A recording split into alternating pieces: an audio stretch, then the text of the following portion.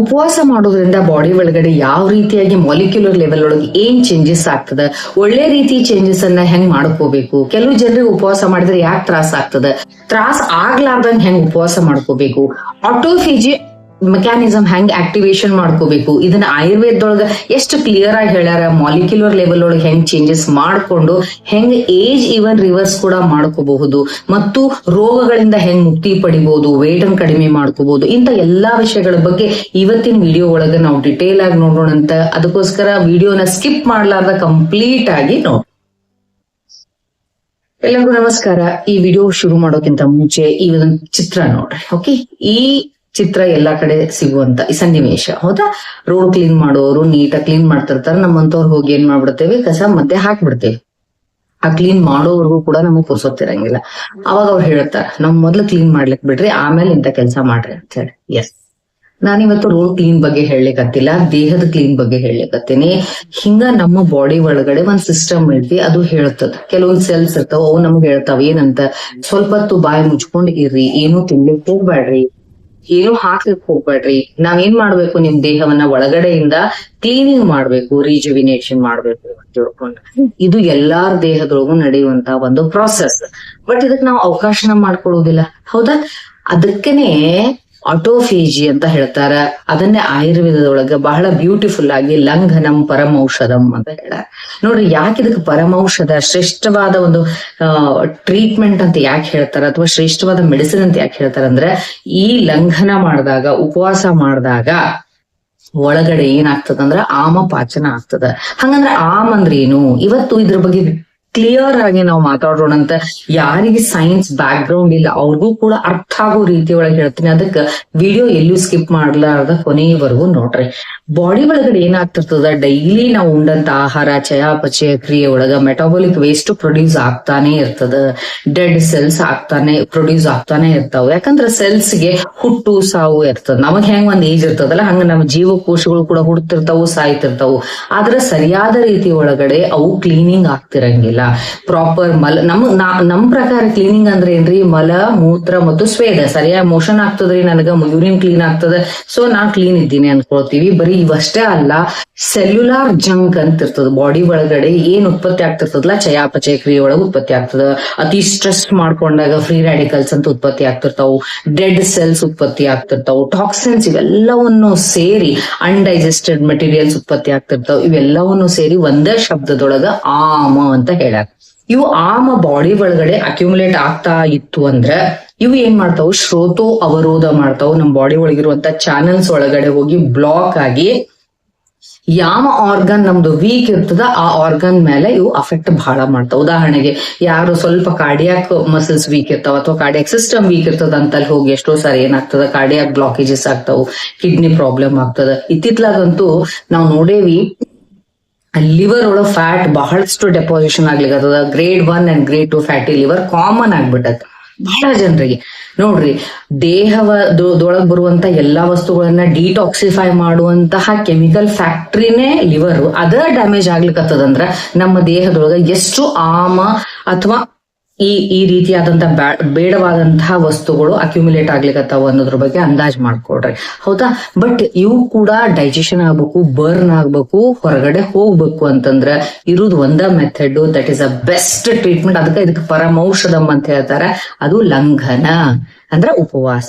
Especially ಈ ಶ್ರಾವಣ ಭಾದ್ರಪದ ಒಳಗ ಇನ್ನ ಹೇಳಿ ನಿಮಗ ಗೌರಿ ಕೂಡ್ಸೋದು, ಗಣಪತಿ ಕೂಡ್ಸೋದು, ಪಂಚಮಿ ಬಂತು, ನಾಗಪ್ಪನ ಪೂಜೆ ಇವೆಲ್ಲ ಶುರು ಆಗ್ತಾವ. ಈ ಟೈಮ್ ಒಳಗ ನಾವ್ ಏನ್ ಮಾಡ್ತೀವಿ ಗೊತ್ತಾ, ಇದ್ರ ಅರಿವು ಇರ್ಲಾರ್ದಂಗ ಬರೀ ಹೋಳಿಗೆ ಮಾಡ್ದೆ, ಕಡುಬ್ ಮಾಡ್ದೆ ಅಥವಾ ಮೋದಕ ಮಾಡ್ದೆ, ಮಸ್ತ್ ತಿಂದೆ ಮಾಡ್ಕೊಂಡು ಸಮಸ್ಯೆ ಮಾಡ್ಕೋತೀವಿ. ಬಹಳ ಬ್ಯೂಟಿಫುಲ್ ಆಗಿ ನೇಚರ್ ಇದನ್ನ ಹೆಣದದ. ಅಂದ್ರ ಇದನ್ನ ಕರೆಕ್ಟ್ ಆಗಿ ಸಿಂಕ್ ಮಾಡಿದ ಹೆಂಗಂದ್ರ, ಈ ಟೈಮ್ ಒಳಗಡೆ ನಿಮ್ದು ಅಗ್ನಿ ಡೌನ್ ಆಗೋದಕ್ಕ ಇಂಟೇಕ್ ಕೂಡ ಕಡಿಮೆ ಆಗ್ಬೇಕು. ಅದಕ್ಕ ಹೇಳ್ತದ, ಬಾಡಿ ಬಾಯಿ ಮುಚ್ಕೊಂಡಿರು, ಈ ಟೈಮ್ ಒಳಗಡೆ ಉಪವಾಸವನ್ನ ಮಾಡು. ಅವಾಗ ನಾವೊಂದು ಮೆಕ್ಯಾನಿಸಮ್ ಅನ್ನ ಆಕ್ಟಿವೇಟ್ ಮಾಡ್ತೀನಿ, ಅದೇ ಆಟೋಫೇಜಿ ಅಥವಾ ಆಮಪಾಚನ.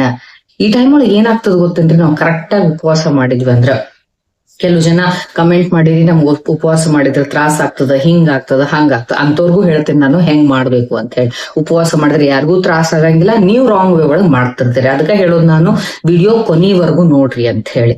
ಓಕೆ, ಈ ಉಪವಾಸ ಮಾಡಿದಾಗ ಯಾವಾಗ ಉಪವಾಸ ಮಾಡಿದ್ವಿ ಅಂತಂದ್ರೆ ಸೊ ಅದಕ್ಕಿಂತ ಮುಂಚೆ ನಿಮ್ ಬಾಳ ಒಂದು ಬ್ಯೂಟಿಫುಲ್ ಎಕ್ಸಾಂಪಲ್ ಹೇಳ್ತೀನಿ. ಈಗ ಅಪ್ಪ ಮನೆಗೆ ಏನೋ ಒಂದ್ ಸಾಮಾನ್ ತಂದ ಅನ್ಕೊಡ್ರಿ, ಹೌದಾ? ಮನೆಯೊಳಗ ಸ್ನಾಕ್ಸ್ ಬೇಕರಿ ಐಟಮ್ಸ್ ತಂದ ತಕ್ಷಣ ಮಕ್ಕಳು ಕುಣಿದಾಡ್ಲಿಕ್ಕೆ ಶುರು ಮಾಡ್ತಾವ. ಎಸ್, ಅಪ್ಪಾಜಿ ಏನೋ ತಂದ್ರು ಅಂದ ತಕ್ಷಣ ಈವನ್ ಅಮ್ಮ ಅಡಿಗೆ ಮನೆಯೊಳಗ ಕುಕ್ ಮಾಡಾಕತ್ತಿದ್ರು ಕೂಡ ಅದನ್ನ ಬಿಟ್ಟು ಬಂದು ಮಕ್ಕಳ ಜೊತೆ ಗಂಡನ ಜೊತೆ ಕೂತ್ಕೊಂಡು ಅದನ್ನ ತಿನ್ನಕ್ ಶುರು ಮಾಡ್ತಾ. ರೆಡಿಮೇಡ್ ಫುಡ್ ಏನ್ ತಂದಿರ್ತಿರಲ್ಲ ಅದನ್ನ ತಿನ್ಲಿಕ್ಕೆ ಶುರು ಮಾಡ್ತಾ. ಇದು common. This is what exactly happens in the body also. ದೇಹದೊಳಗೂ ಹಂಗ ಆಗ್ತದ್ರಿ. ನಾವು ಹೊರಗಡೆಯಿಂದ ಫುಡ್ ಅನ್ನ ಹೆಚ್ಚೆಚ್ಚಿಗೆ ಹಾಕ್ತಾ ಹೋದ್ವಿ ಅಂತಂದ್ರ ಬಾಡಿ ಒಳಗ ಒಂದು ಸೆನ್ಸರಿ ನ್ಯೂರೋಪಾತ್ಸ್ ಇರ್ತಾವ. ಅವಕ್ಕೇನಂತಾರ ಎಂಟಾರ್ ಅಂತ ಹೇಳ್ತಾವ. ಇವ್ ಮಕ್ಳಿದ್ದಂಗ. ಮಕ್ಳು ಹೆಂಗ್ ಬಂದ ತಕ್ಷಣ ತಂದ್ರು ಅಂತ ಕುಣಿತಾವಲ್ಲ, ಹೆಂಗ್ ಸೆನ್ಸ್ ಮಾಡ್ಕೊಂತಾವಲ್ಲ, ಕಂಡು ಹಿಡಿತಾವಲ್ಲ, ಹಂಗ ನಮ್ಮಲ್ಲೂ ಕೂಡ ಸೆನ್ಸರಿ ನ್ಯೂರೋಪಾತ್ಸ್ ಏನ್ ಮಾಡ್ತಾವಂದ್ರ ಎಂಟಾರ್ ಅನ್ನುವಂಥದ್ದು ಏನ್ ಮಾಡ್ತಾವ, ಆಕ್ಟಿವೇಟ್ ಆಗ್ಬಿಡ್ತಾವ. ಅವು ದೇಹದ ಒಳಗಿರುವಂತಹ ಒಂದು ನಮ್ ಡೈಜೆಸ್ಟಿವ್ ಸಿಸ್ಟಮ್ ಹೇಳ್ತಾವ, ಎಸ್ ಹೊರಗಡೆಯಿಂದ ಬಂತು, ಈಗ ಆಹಾರ ಡೈರೆಕ್ಟ್ ಆಗಿ ಬಂತು ಅಂತ ಹೇಳಿದ ತಕ್ಷಣ ಅಲ್ಲಿ ಹೊರಗಡೆಯಿಂದ ಬಂದಂತ ಆಹಾರವನ್ನ ಫಸ್ಟ್ ತಿನ್ಲಿಕ್ಕೆ ಶುರು ಮಾಡ್ತಾವ. ಅಂದ್ರೆ ಡೈಜೆಷನ್ ಸ್ಟಾರ್ಟ್ ಆಗ್ತದೆ, ಎನರ್ಜಿ ರಿಲೀಸ್ ಆಗ್ತದೆ, ಎಸ್ ಸೋ ಆನ್ ಕೆಲಸ ನಡೀತದ. ಬಟ್ ಆಲ್ರೆಡಿ ಮನೆಯೊಳಗ್ ಗ್ರಾಸರೀಸ್ ಇದ್ವಲ್ಲ, ಶೋರೂಮ್ನೇ ನೀವು ತಂದಿಟ್ಟದ್ವಿ ಇದ್ವಲ್ಲ, ಅದನ್ನ ಏನ್ ಮಾಡಿದ್ರಿ? ಅದು ಯೂಸ್ ಆಗ್ಬೇಕಲ್ಲ, ಮೇನ್ ಥಿಂಗ್. ಅದು ಯೂಸ್ ಆಗ್ಲಿಲ್ಲ ಅಂದ್ರೆ ಕೆಟ್ಟ ಹೋಗ್ತದ, ಹುಳ ಆಗ್ತಾವು. ಇದು ಕಾಮನ್ ನಮ್ಮ ಮನೆಯೊಳಗೆ, ಎಲ್ಲಾರ ಮನೆಯೊಳಗೂ ಆಗ್ತದೋ ಇಲ್ಲೋ? ಸ್ಟೋರ್ ರೂಮ್ ಒಳಗೆ ನಾವ್ ಯಾವಾಗೋ ತಂದಿಟ್ಟು ರವಾ ಇರ್ತದ, ಯಾವಾಗೋ ತಂದಿಟ್ಟಿದ್ದು ಏನೇನೋ ಸಾಮಾನ್ ಇರ್ತಾವು, ಅದ್ರ ಕಡೆ ಗಮನನೇ ಇರಂಗಿಲ್ಲ. ಬರೀ ತಿಂಗಳ ಕಿರಾಣಿ ತರಿಸೋದು, ಹೊಸ ಅಡಿಗೆ ಮಾಡ್ಕೊಳ್ಳೋದು, ತಿನ್ನೋದು, ಇದನ್ನೇ ಮಾಡಿದಾಗ ಒಳಗಿರುವಂತ ಆಹಾರ ಎಲ್ಲ ಕೆಡ್ಲಿಕ್ ಶುರು ಆಗ್ತದ, ಹಾಳಾಗ್ತದ. ಸೇಮ್ ಥಿಂಗ್ ನಮ್ಮ ಬಾಡಿ ಒಳಗುನು ಒಳಗಡೆ ಆಲ್ರೆಡಿ ಸ್ಟೋರ್ ಆಗಿರ್ತಾವ ಕೆಲವೊಂದು ಆಹಾರಗಳು, ಹೌದಾ? ಅವುಗಳು ಯಾವ ರೂಪದೊಳಗ? ಬೊಜ್ಜಿನ ರೂಪದೊಳಗ, ಡೆಡ್ ಸೆಲ್ಸ್ ರೂಪದೊಳಗ, ಟಾಕ್ಸಿನ್ಸ್ ರೂಪದೊಳಗ, ಅನ್ಡೈಜೆಸ್ಟೆಡ್ ಮಟೀರಿಯಲ್ ರೂಪದೊಳಗ ಆಲ್ರೆಡಿ ಸ್ಟೋರ್ಡ್ ಇರ್ತಾವು. ಅವು ಡೈಜೆಷನ್ ಆಗ್ಬೇಕಂದ್ರೆ ಏನ್ ಮಾಡ್ಬೇಕು ಗೊತ್ತೇನ್ರಿ? ನಮ್ ಮನೆಗ್ ಗೆಸ್ಟ್ ಬರ್ಬೇಕು, ಅಂದ ಸೆನ್ಸ್ ಕುಕಿಂಗ್ ರೆಡಿ ಇರಬೇಕು. ಬಟ್ ಹೊರಗಡೆಯಿಂದ ಏನೂ ತರಬಾರ್ದು, ಯಾವ ಗ್ರಾಸರಿನೂ ತರಬಾರ್ದು, ಕಿರಾಣಿ ತರಬಾರ್ದು. ಅವಾಗ ಹೆಣ್ಮಗಳ ತಲೆ ಕೆಡ್ತದ. ಅಡಿಗೆ ಮಾಡಬೇಕಿ ತಲೆ ಕೆಟ್ಟಕ್ಕೆ ಏನ್ ಮಾಡ್ತಾಳ? ಸ್ಟೋರ್ ರೂಮ್ ಓಡ್ ಹೋಗ್ತಾಳ. ಯಾವ್ದ್ರ ಡಬ್ಬಿ ಒಳಗೆ ಏನ್ರ ಇಟ್ಟಿನ ನಾನು, ಎಲ್ಲರೂ ಸ್ವಲ್ಪ ಅವಲಕ್ಕಿ ಸಿಗ್ತಾವನು, ಸ್ವಲ್ಪ ರವಾ ಸಿಗ್ತದೇನೋ, ಅಕ್ಕಿ ಸಿಗ್ತದನೋ, ಬ್ಯಾಳೆ ಸಿಗ್ತದೋ ಅಂತ ಹುಡುಕಿ ತನ್ನ ತಲೆ ಯೂಸ್ ಮಾಡಿ ಆಕಿ ಹೊಸ ಅಡಿಗೆ ಮಾಡಿ ಬಂದ ಗೆಸ್ಟಿಗೆ ಊಟಕ್ಕೆ ಹಾಕ್ತಾಳ. ಅವ ನಿಮ್ ಸ್ಟೋರ್ ರೂಮ್ ಕ್ಲೀನ್ ಆಗ್ತದ, ಮನಿ ಕ್ಲೀನ್ ಆಗ್ತದ. The same thing happens in our body. ನಾವು ಫಾಸ್ಟಿಂಗ್ ಮಾಡಿದ್ವಿ ಅಂದ್ರ ಸರಿಯಾದ ರೀತಿಯೊಳಗ ಅದ್ ಹೆಂಗ್ ಮಾಡ್ಬೇಕು ಅಂತ ಹೇಳ್ತೀನಿ. ಅದನ್ನ ಕೇಳ್ರಿ ಕರೆಕ್ಟ್ ಆಗಿ. ಸಾಕ್ಬಿಡಿ ಇಲ್ಲಿ ನಮಗ್ ಗೊತ್ತದ ಉಪವಾಸ ಮಾಡೋದಂತ ತಿಳ್ಕೊಂಡು ವಿಡಿಯೋ ಸ್ಟಾಪ್ ಮಾಡ್ಲಿಕ್ಕೆ ಹೋಗ್ಬೇಡ್ರಿ, ಸಂಪೂರ್ಣ ಕೇಳ್ರಿ. ನೀವು ಸರಿಯಾಗಿ ಫಾಸ್ಟಿಂಗ್ ಮಾಡಿದ್ರೆ ಏನ್ ಆಗ್ತದ ಗೊತ್ತಾ? ಹೊರಗಡೆಯಿಂದ ಬರುವಂತಹ ಫುಡ್ ಸ್ಟಾಪ್ ಆಯ್ತು ಅಂದ್ರೆ ಅವಾಗ ಸೆನ್ಸರಿ ನ್ಯೂರೋಪಾತ್ಸ್ ಸ್ವಿಚ್ ಆಫ್ ಆಗ್ತಾವು. ಮಕ್ಳು ಕ್ಲಾಪ್ಸ್ ಹಾಕುದಿಲ್ಲ, ಇವು ಬಂತಂತ ಹೇಳುವುದಿಲ್ಲ. ಅಂದ್ರೆ ಬಾಡಿ ಒಳಗಡೆ ಸೆನ್ಸರ್ ನ್ಯೂರೋಪಾತ್, ನಾ ಏನ್ ಹೇಳದೆ ಎಂಟಾರ್ ನ್ಯೂರೋಪಾತ್ ಏನಾತಲ್ಲ ಅದು ಸ್ವಿಚ್ ಆಫ್ ಆಯ್ತು. ಅವಾಗ ಬಾಡಿ ಸೆಲ್ಸ್ಗೆ ಎನರ್ಜಿ ಅಂತೂ ಬೇಕು. ನಮ್ ದೇಹ ಜೀವನ ನಡಿಬೇಕು, ನಮ್ಮ ಎಲ್ಲಾ ಕೆಲ್ಸಗಳು ನಡಿಬೇಕು, ರನ್ ಆಗ್ಬೇಕು ಅಂದ್ರೆ ಡೈಜೆಷನ್ ಆಗಬೇಕು, ಎನರ್ಜಿ ನಡೆಯಬೇಕು, ಚಯಾಪಚಯ ಕ್ರಿಯೆ ಆಗಬೇಕು. ಅವಾಗ ದೇಹ ಹುಡುಕ್ಲಿಕ್ಕೆ ಶುರು ಮಾಡ್ತದ ಒಳಗಡೆ ಏನೈತಿ, ಅಲ್ಲಿ ಏನೇನ್ ಅದಾವು ಅವಂತವನ್ನ ಡೈಜೆಷನ್ ಮಾಡ್ಲಿಕ್ಕೆ ಶುರು ಮಾಡ್ತದ. ಅವಾಗ ಅದಕ್ಕೆ ಸಿಗುವಂತ ಏನೇನು ಸಿಗ್ತಾವ ಗೊತ್ತಾ? Dead cells, old cells, degeneration ಆಗಿರುವಂತ ಸೆಲ್ಸ್, ಟಾಕ್ಸಿನ್ಸ್, ಅನ್ಡೈಜೆಸ್ಟೆಡ್ ಸೆಲ್ಸ್, ಅಥವಾ ನಮಗ್ ಆಲ್ರೆಡಿ ಬ್ಯಾಡ್ ಆಗಿರುವಂತಹ ಸೆಲ್ಸ್ ಏನಿರ್ತಾವಲ್ರಿ, ಅಥವಾ ಸಮ್ ಅನ್ವಾಂಟೆಡ್ ಟ್ಯೂಮರ್ಸ್ ಇರ್ತಾವ, ಸಮ್ ಅನ್ವಾಂಟೆಡ್ ಬಿನೈನ್ ಟ್ಯೂಮರ್ಸ್ ಇರ್ತಾವ, ಅಥವಾ ಸ್ಟಾರ್ಟಿಂಗ್ ಸ್ಟೇಜ್ ಒಳಗಿರುವಂತಹ ಕ್ಯಾನ್ಸರ್ ಸೆಲ್ಸ್ ಕೂಡ ಇರ್ತಾವು. ಅವು ಗ್ರೋತ್ ಆಗ್ತಿರ್ತಾವು. ಅಂತಹ ಸೆಲ್ಸ್ ಎಲ್ಲವನ್ನು ಏನ್ ಮಾಡ್ಬಿಡ್ತದ ಸಿಸ್ಟಮ್, ಅದನ್ನ ತಗೊಂಡು ಅವನ್ನ ಎನ್ಗಲ್ಫ್ ಮಾಡ್ಕೋತದ. ಲೈಸೋಸೋಮ್ಸ್ ಅಂತ ತಿಳ್ಕೊಂಡು ಒಂದು ರೀತಿಯ ಆರ್ಗನಲ್ಸ್ ಇರ್ತಾವು, ಅವು ಈ ಕೆಲಸ ಮಾಡ್ತಾವ್, ಅವು ಆಕ್ಟಿವೇಟ್ ಆಗ್ಬಿಡ್ತಾವ್. ಅದ್ರ ಕೆಲಸ ಮಾಡಬೇಕು. ಈಗ ಹೆಣ್ಮಗಳು ಆಕ್ಟಿವೇಟ್ ಆದ್ಲಲ್ಲ, ಹೊರಗಡೆಯಿಂದ ಏನೋ ತಂದ್ಕೊಡಂಗಿಲ್ಲ, ಅಡಿಗೆ ಮಾಡದ ತಕ್ಷಣ ಸ್ಟೋರ್ ರೂಮ್ ಓಡ್ ಹೋಗಿ ಹೆಂಗ್ ಹುಡ್ಕಾಡಿದ್ಲಲ್ಲ, ಹಂಗ ಈ ಲೈಸೋಸೋಮ್ಸ್ ಏನ್ ಮಾಡ್ತಾವ್ ಗೊತ್ತಾ? ಹುಡುಕಾಡಿ ಲಿವರ್ನಾಗಿರೋ ಫ್ಯಾಟು, ಕಿಡ್ನಿ ಒಳಗಿರುವಂತ ಟಾಕ್ಸಿನ್ಸ್ ಅನ್ನ, ಸ್ಕಿನ್ ಒಳಗಿರುವಂತ, ಲಂಗ್ಸ್ ನಾಗಿರುವಂತ, ಹಾರ್ಟ್ ನೊಳಗಿರುವಂತ, ಹಿಂಗ ಎಲ್ಲಾ ಕಡೆ ಇರುವಂತಹ ಇಂಥ ಒಳಗ ಸಿಕ್ಕೊಂಡಿರುವಂತ ಆಮವನ್ನೆಲ್ಲ ಒಗ್ಗೂಡಿಸ್ಕೊಂಡು ಅದನ್ನ ಬರ್ನ್ ಮಾಡ್ತಾವು. ಸಿಸ್ಟಮೆಟಿಕ್ ಆಗಿ ಬರ್ನ್ ಮಾಡಿ ಎನರ್ಜಿ ಪ್ರೊಡ್ಯೂಸ್ ಮಾಡ್ತಾವು. ಆಟೋಮೆಟಿಕಲಿ ಒಳಗಡೆ ಇರುವಂತ ನಮಗ್ ಬ್ಯಾಡ್ ಆಗಿದ್ವೆಲ್ಲ ಬರ್ನ್ ಆಯ್ತು ಅಂದ್ರೆ ಬಾಡಿ ಕ್ಲೀನ್ ಆಗ್ತದ. ಅವಾಗ ಹೊಸ ಸೆಲ್ಸ್ ಉತ್ಪತ್ತಿ ಆಗ್ಲಿಕ್ಕೆ ಹೆಲ್ಪ್ ಆಗ್ತದ. ನೋಡ್ರಿ, ಈವನ್ ಕ್ಯಾನ್ಸರ್ ನಂತ ಸೆಲ್ಸ್ ಕೂಡ ಟ್ಯೂಮರ್ ಗ್ರೋತ್ ಸ್ಲೋ ಆಗ್ತದ ಫಾಸ್ಟಿಂಗ್ ಮಾಡೋದ್ರಿಂದ. ಬಿಕಾಸ್ ಅದನ್ನ ಇವು ಎನ್ಗಲ್ಫ್ ಮಾಡ್ಕೋತಾವು, ಡೈಜೆಷನ್ ಮಾಡ್ತಾವ್, ಬರ್ನ್ ಮಾಡ್ತಾವ್. ಅದಕ್ಕೆ ಹೇಳ್ತಾರ ಇದಕ್ಕ ಇಂಟ್ರಾ ಸೆಲ್ಯುಲರ್ ಬರ್ನಿಂಗ್ ಅಂತ ಹೇಳ್ತಾರೆ. ಸೊ ನಾವು ಪಿತ್ತ, ಪಾಚಕ ಪಿತ್ತ ಪಚನೆ ಆಗ್ಲಿಕ್ಕೆ ಕಾರಣ ಮೇನ್ ಪಾಚಕ ಪಿತ್ತ ಅಂದ ತಕ್ಷಣ ಅದು ಕೇವಲ ಈ ಅಗ್ನಿ ಸಮೀಪಿಸ್ತೋ ಪಾಚಕ ಪಿತ್ತ ಅಂತೆ ಬರೀ ಕರಳೊಳಗಷ್ಟ ಇರುವುದಿಲ್ರಿ.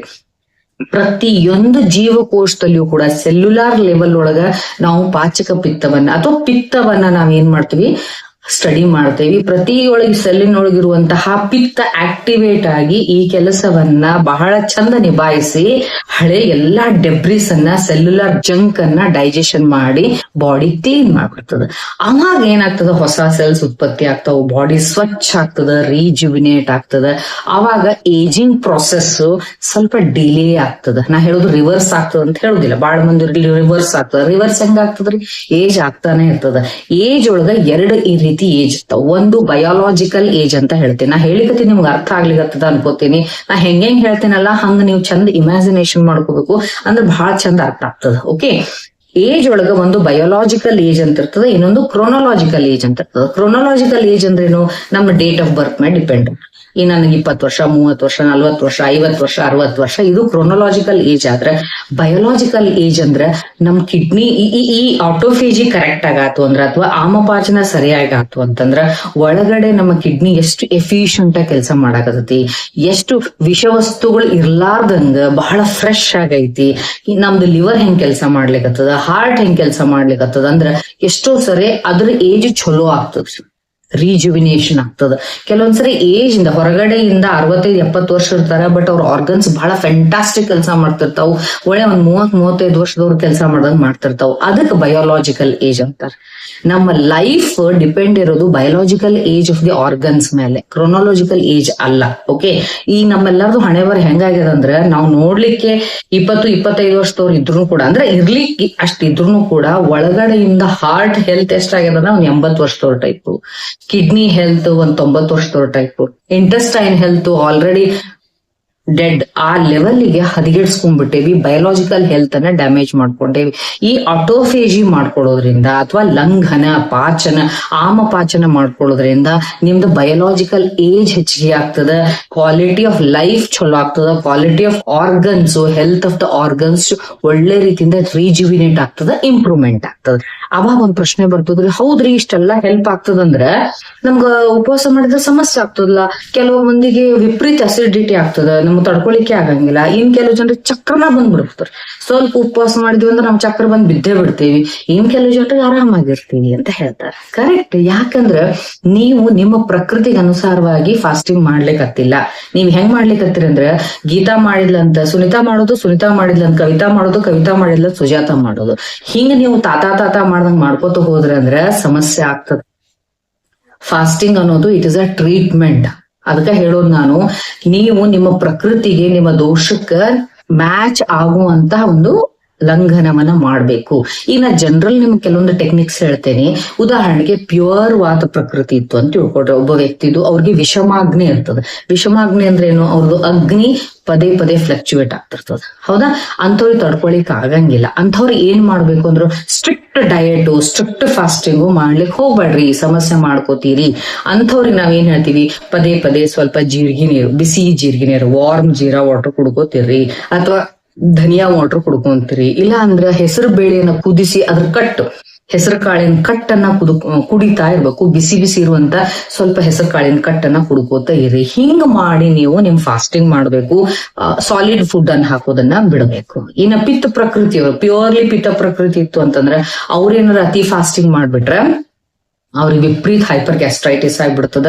ಆಮೇಲೆ ಅಗ್ದಿ ಜಲನ್ ಆಗೋದು, ಇವನ್ ಕೊಲೈಟಿಸ್ ಆಗೋದು, ಅಥವಾ ಲೂಸ್ ಮೋಷನ್ ಸ್ಟಾರ್ಟ್ ಆಗ್ಬಿಡ್ತದ ಬಿಕಾಸ್ ಆಫ್ ಹೈಪರ್ ಗ್ಯಾಸ್ಟ್ರೈಟಿಸ್. ಅದಕ್ಕೆ ಹೇಳ್ತೀವಿ ನಾವು ಗ್ರಹಿಣಿ ರೋಗ ಶುರು ಆಗ್ತದ.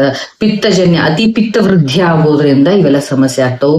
ಅಂಥವ್ರು ಏನ್ ಮಾಡ್ಕೋಬೇಕು ಅಂತಂದ್ರೆ, ಆಶ್ ಗಾರ್ಡ್ ಜ್ಯೂಸ್ ಅಂತ ಸಿಗ್ತದೆ. ನೀವು ಬೂದುಗುಂಬಳಕಾಯಿ ರಸ ನೋಡಿರ್ಲ, ಅದನ್ನ, ಅಥವಾ ಸೋರೆಕಾಯಿ ರಸವನ್ನ, ಜೀರಿಗೆ ವಾಟರ್ ಅನ್ನ, ಸೋಂಫ್ ಕಾಳಿನ ವಾಟರ್ ಅನ್ನ ಹಿಂಗ ಕುಡಿತಾ, ಅಥವಾ ಸ್ವಲ್ಪ ಪ್ರಮಾಣದೊಳಗ ಲೈಟ್ ಆಗಿರುವಂತಹ ಹಣ್ಣುಗಳನ್ನ ತಿನ್ಕೊಂಡು ಫಾಸ್ಟಿಂಗ್ ಮಾಡ್ಬೇಕು.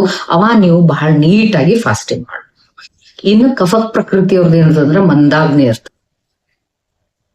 ಪಿತ್ತ ಪ್ರಕೃತಿಯವ್ರ ತೀಕ್ಷ್ಣಾಗ್ನಿ ಇರ್ತದ, ಅದಕ್ಕೆ ನೀವು ಆಶ್ ಗಾರ್ಡ್ ಇವನ್ನೆಲ್ಲ ಕುಡಿಬೇಕು ಅಂತ ಹೇಳದೆ. ಕಫ ಪ್ರಕೃತಿಯವ್ರದ್ದು ಏನಿರ್ತದ ಮಂದಾಗ್ನಿ ಇರ್ತದ, ಅಂತವ್ರು ಸ್ಟ್ರಿಕ್ಟ್ ಆಗಿ ಸ್ವಲ್ಪ ಮನಸ್ಸನ್ನ ಸ್ಟ್ರಾಂಗ್ ಮಾಡ್ಕೊಂಡು ಕಮಿಟೆಡ್ ಆಗಿ ನೀವು ಮನಸ್ಸು ಬಹಳ ಗಟ್ಟಿ ಮಾಡ್ಕೊಂಡು ಸ್ಟ್ರಿಕ್ಟ್ ಆಗಿ ನೀವು ಫಾಸ್ಟಿಂಗ್ ಮಾಡೋದ್ರಿಂದ ನಿಮ್ಮ ಬಾಡಿಗೆ ಬಹಳ ಬೆಸ್ಟ್ ಬೆನಿಫಿಟ್ಸ್ ಸಿಗ್ತಾವ.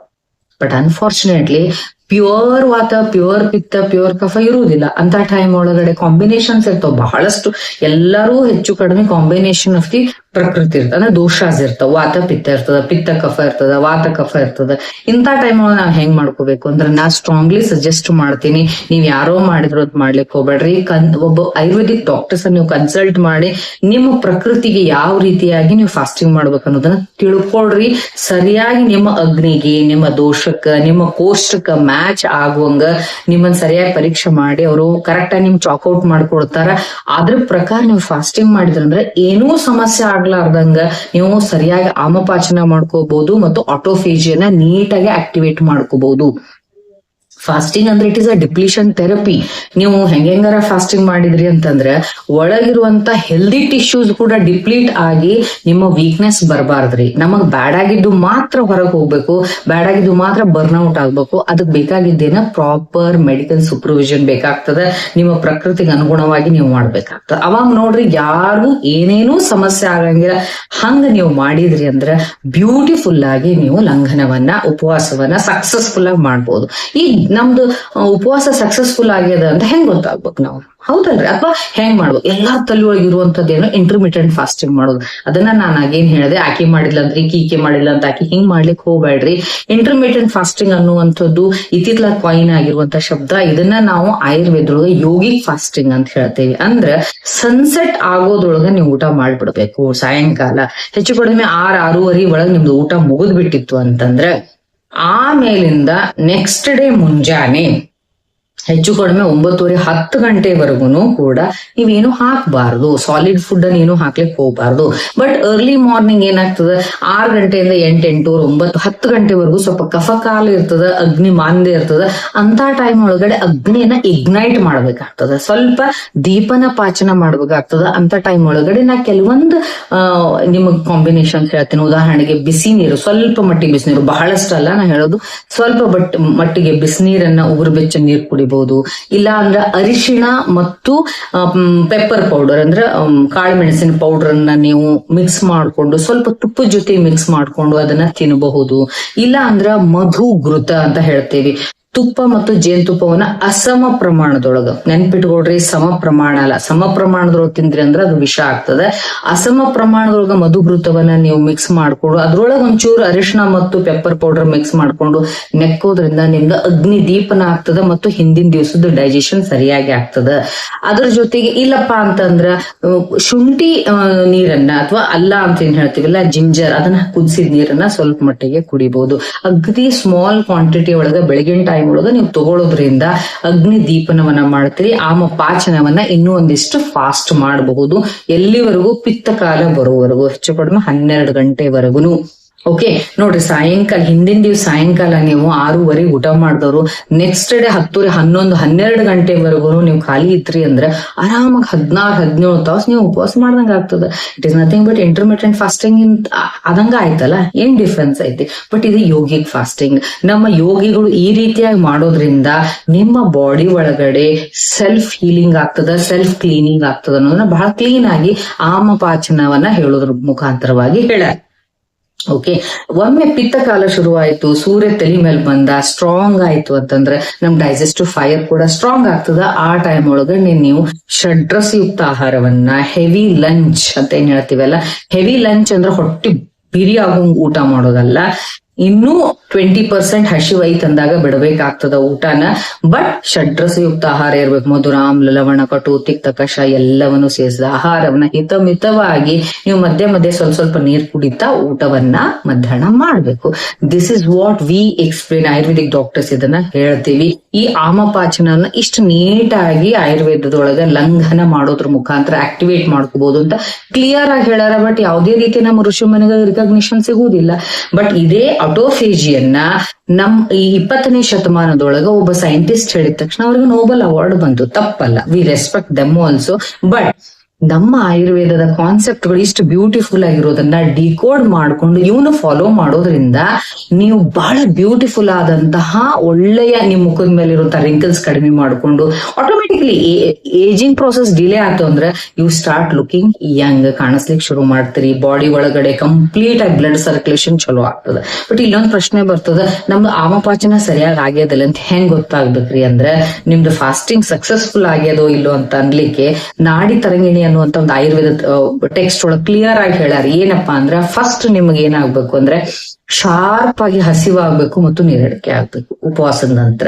ಇನ್ನೊಂದು ಲೆಥಾರ್ಜಿಸಿಟಿ ಇರಬಾರ್ದು, ಆಕ್ಟಿವ್ನೆಸ್ ಇರಬೇಕು, ನಿದ್ದೆ ಬರ್ತಿರಬಾರದು. ಆಮೇಲೆ ಎಫರ್ಟ್ಲೆಸ್ಲಿ ಮೋಷನ್ ಅಂದ್ರೆ ನಿಮ್ ಬೌವೆಲ್ಸ್ ಕ್ಲೀನ್ ಆಗ್ತಿರ, ಮೋಷನ್ ಕ್ಲೀನ್ ಆಗ್ಬೇಕು, ಯೂರಿನ್ ಕ್ಲೀನ್ ಆಗ್ಬೇಕು. ಅದ್ರ ಜೊತೆಗೆ ನಾಲಿಗೆ ಅದು ಅಥವಾ ಗಂಟಲ್ನೊಳಗ ಯಾವ್ದೇ ರೀತಿ ಸ್ಟಿಕ್ಕಿ ಇರಕ್ ಹೋಗ್ಬಾರ್ದು. Everything you should feel light and clean ಆದಂತ ಫೀಲಿಂಗ್ ನಿಮ್ಗೆ ಇರಬೇಕು. ನಿದ್ದೆ ಸರಿಯಾಗಿ ಬರ್ತಿರ್ಬೇಕು. ಹಂಗಾದಾಗ ಆಮಪಾಚನ ಬಾಡಿ ಲೈಟ್ನೆಸ್ ಇರಬೇಕು. ಅವಾಗ ಕರೆಕ್ಟ್ ಆಗಿ ಆಮಪಾಚನ ಆಗ್ಯದ, ಲಂಘನ ಆಗ್ಯದ ಅಂತ ನೀವು ಅರ್ಥ ಮಾಡ್ಕೊಂಡು ಮೀಲ್ಸ್ ನೆಕ್ಸ್ಟ್ ಊಟಕ್ಕೆ ರೆಡಿ ಆಗ್ಬೇಕು. ನೋಡ್ರಿ ಎಷ್ಟು ಬ್ಯೂಟಿಫುಲ್ ಆಗಿ ಹೇಳ್ಯಾರ. ಇದನ್ನ ಆಕ್ಟಿವೇಟ್ ಮಾಡ್ಕೊಳ್ಳೋದ್ರಿಂದ ಏಜಿಂಗ್ ಪ್ರೋಸೆಸ್ ಕಡಿಮೆ ಸ್ಲೋ ಆಗ್ತದ, ನೀವು ಹೆಂಗ್ ಕಾಣಿಸ್ತೀರಿ, ಬಯೋಲಾಜಿಕಲ್ ಏಜ್ ಹೆಚ್ಚಿಗೆ ಆಗೋದ್ರಿಂದ ಲಾಂಗ್ ಲೈಫ್ ನಿಮ್ದು ಆಗ್ತದ, ಇಡೀ ಬಾಡಿ ಒಳಗಡೆ ಚೈತನ್ಯ ಒಂದು ಶಕ್ತಿ ಸಿಗ್ತದ ಮತ್ತು ಎಲ್ಲಾ ಧಾತುಗಳಿಗೂ ಸರಿಯಾದ ನರಿಶ್ಮೆಂಟ್ ಆಗೋದ್ರಿಂದ ಓಜಸ್ ಲಾಸ್ಟಿಗೆ ರಸ ರಕ್ತ ಮಾಂಸ ಮೇದ ಅಸ್ಥಿ ಮಜ್ಜ ಶುಕ್ರ ಆದ್ಮೇಲೆ ಓಜಸ್ ತೇಜಸ್ ನಿಮ್ಮ ಮುಖದ ಮೇಲೆ ಬರ್ತದ. ಇದ ರೀಸನ್ಗೆನೆ ನಿಜವಾದ ಸಂತರು ನಿಜವಾದ ಯೋಗಿಗಳ ಮುಖದ ಮೇಲೆ ಒಂದು ಒಳ್ಳೆ ಶ್ರೇಷ್ಠ ಕಳೆ ಇರ್ತದ. ಓಕೆ, ಅದು ಎಲ್ಲರೂ ಮಾಡ್ಕೋಬಹುದು, ಬಟ್ ಬೈ ಆಕ್ಟಿವೇಟಿಂಗ್ ಆಟೋಫೇಜಿ ಕರೆಕ್ಟ್ಲಿ ಆಮಪಾಚನ ಸರಿಯಾಗಿ ಮಾಡ್ಕೋಬೇಕಾಗ್ತದ. ಇದನ್ನ ನೀವು ಫಾಲೋ ಮಾಡ್ರಿ, ಬಹಳ ಬ್ಯೂಟಿಫುಲ್ ಆಗಿ ನಿಮ್ಮ ದೇಹವನ್ನು ರಿಜುವಿನೇಟ್ ಮಾಡ್ಕೋಬಹುದು. ಈ ವಿಡಿಯೋ ಯಾರು ನೋಡ್ಲಿಕ್ಕೆ ಹತ್ತಿರಲ್ಲ, ಅಟ್ಲೀಸ್ಟ್ ಈ ಸೀಸನ್ ಒಳಗಡೆ ಈ ಶ್ರಾವಣ ಭಾದ್ರಪದ ಮತ್ತು ನಾಗರ ಪಂಚಮಿ ಹಬ್ಬ ಏನ್ ಬರ್ತಾವೋ ಈ ಟೈಮ್ ಒಳಗಡೆ ದೇಹಕ್ಕೆ ಇಲ್ಲ ಸಲದ ಕರ್ದದ್ದು ಬೋಂಡ ಬಜ್ಜಿ ಹೋಳಿಗೆ ಅದು ಕಡುಬು ಮೋದಕ ಇವನ್ನೆಲ್ಲ ತುಂಬೋದ್ ಬಿಟ್ಟು ಈ ಅಗ್ನಿಯನ್ನ ಹೆಂಗ್ ಇಗ್ನೈಟ್ ಮಾಡ್ಕೋಬೇಕು, ಆಟೋಫೇಜನ್ ಹೆಂಗ್ ಆಕ್ಟಿವೇಟ್ ಮಾಡ್ಕೋಬೇಕು ಅನ್ನೋದನ್ನ ಇಷ್ಟೊತ್ತನ ಕೇಳಿದ್ರಲ್ಲ, ಇದನ್ನ ಒಂದ್ಸರಿ ಬಿಟ್ಟು 2 ಸರಿ ಸರಿಯಾಗಿ ಕೇಳಿ ಆಕ್ಟಿವೇಟ್ ಮಾಡ್ಕೊಂಡು ಸದುಪಯೋಗ ಮಾಡ್ಕೊಂಡು ನಿಮ್ಮ ಬಾಡಿನ ರಿಜಿವಿನೇಟ್ ಮಾಡ್ಕೊಂಡು 1 ಸರಿ ಪೂರ್ಣವಾಗಿ ಸರ್ವಿಸ್ ಕೊಟ್ಟಂಗ ಆಗ್ಬೇಕ್ರಿ. ಹಂಗ್ ಮಾಡ್ಕೊಂಡು ಈ ಸೀಸನ್ ಯೂಸ್ ಅನ್ನ ತಗೊಳ್ರಿ. ನಾ ಕೊಡ್ತಾ ಇರುವಂತ ಪಾಯಿಂಟ್ಸ್ ನಿಮಗ್ ಬಹಳ ಹೆಲ್ಪ್ ಆಗ್ತಿತ್ತು. ಓಕೆ, ಎಸ್ ಇದ್ರ ಸ್ಟಫ್ ಐತಪ್ಪ ಅಂತ ಅನ್ಸಿದ್ರೆ ದಯವಿಟ್ಟು ಇದನ್ನ ಒಬ್ಬೊಬ್ರು ಕನಿಷ್ಠ 10 ಜನರಿಗೆ ಆದ್ರೂ ಶೇರ್ ಮಾಡಿ, ಮ್ಯಾಕ್ಸಿಮಮ್ ಇದನ್ನ ಶೇರ್ ಮಾಡ್ರಿ. ಎಲ್ಲರೂ ನೋಡ್ರಿ, ಕೊನೆಯವರೆಗೂ ನೋಡಿದ್ದಕ್ಕೆ ಬಹಳ ಬಹಳ ಥ್ಯಾಂಕ್ ಯು ವೆರಿ ಮಚ್. ಇದನ್ನ ಇಂಪ್ಲಿಮೆಂಟ್ ಮಾಡ್ಕೊಂಡು ನಿಮ್ ಹೆಲ್ತ್ ಅನ್ನ ಸುಧಾರಣೆ ಮಾಡ್ಕೊಡ್ರಿ. ಅಂಡ್ ಫಸ್ಟ್ ಟೈಮ್ ನೋಡ್ಲಿಕ್ಕತ್ತಿದ್ರು ವಿತೌಟ್ ಫೇಲ್ ನೋಡ್ಲಿಕ್ಕಂತವ್ರು ಸಬ್ಸ್ಕ್ರೈಬ್ ಮಾಡ್ಕೊಡ್ರಿ, ಲೈಕ್ ಮಾಡ್ರಿ, ಶೇರ್ ಮಾಡ್ರಿ ಅಂಡ್ ನಿಮ್ಮ ವ್ಯಾಲ್ಯೂಯಬಲ್ ಒಪಿನಿಯನ್ಸ್ ಅನ್ನ ಕಮೆಂಟ್ ಮಾಡ್ರಿ. Thank you very much.